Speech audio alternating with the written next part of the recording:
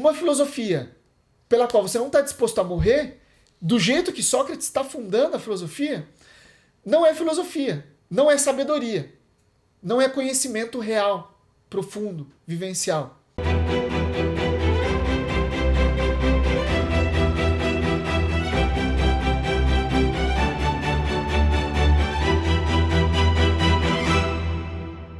Vamos começar do cerne, da essência de por que a filosofia de Sócrates é tão importante, é tão extraordinária, é tão emblemática. Qual é o grande salto que Sócrates deu? Se fosse para resumir em um item, o fundamento, a essência, o cerne, o centro do salto filosófico que Sócrates deu, é que Sócrates passou a se perguntar sobre a natureza humana. Sobre o que no fundo, para valer, na realidade funda mesmo, o ser humano de fato é. Porque, por exemplo, um corpo humano morto, deitado, é uma coisa. Mas um ser humano vivo é outra. O que é essa coisa que diferencia o ser humano de todas as outras no universo e faz o ser humano ser o que ele é? Então o que Sócrates fez foi aplicar o método científico rudimentar iniciado pelos pré-socráticos, pelos físicos, pelos naturalistas, que era aplicado exclusivamente à parte material, à parte da natureza física, e ele transferiu esse pensamento científico de busca pela verdade concreta e não simbólica, mas a verdade com busca da realidade concreta de como as coisas são, ele transferiu esse método investigativo para a natureza humana, para o ser humano. E com isso, ele abriu todo um campo para a metafísica e todo um campo para a moral e para a política. A partir dessa pergunta, dessa investigação, dezenas de consequências advêm delas. E nisso, nesse centro, a gente pode resumir a história, a abertura para a história da filosofia do que veio nos 2 milênios seguintes. De Sócrates, diretamente, vão surgir discípulos que vão fundar novas linhas filosóficas, novos sistemas filosóficos, Platão, Aristóteles, a ciência vai ser criada. E assim, em grandíssima parte, é a partir dessa implementação, de começar a se perguntar qual é a verdadeira natureza do ser humano. E Sócrates conclui que a verdadeira natureza do ser humano é a psique. O ser humano é a sua psique. Ele é a sua consciência intelectual e moral.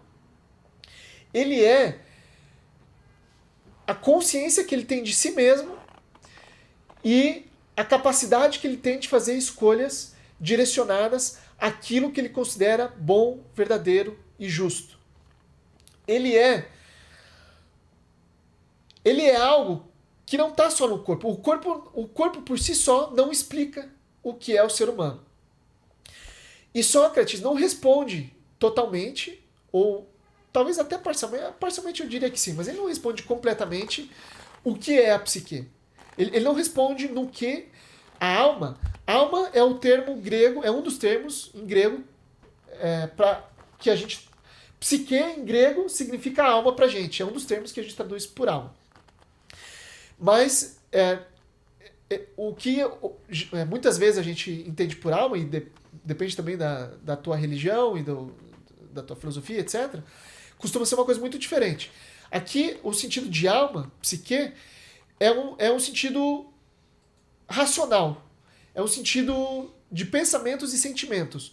Isso que se passa em nós, seres humanos, que você pode atestar por você mesmo, que você não precisa de uma teoria para comprovar isso, você precisa simplesmente da tua própria experiência para saber do que eu estou falando. Estou falando dessa capacidade aí que você tem de pensar, de raciocinar, de sentir, de compreender, de ter ações intelectivas, de ter percepções intelectivas, intelectuais, de realizar intelecções. Isso ou está relacionado com a psique. O ser humano, para Sócrates, A essência dele é essa. O ser humano está aí. A filosofia, como coisa essencial, é conhecer a própria alma. Conhecer a si mesmo. Conhecer os seus pensamentos, os seus sentimentos, mas, fundamentalmente, ter uma vida orientada pela razão.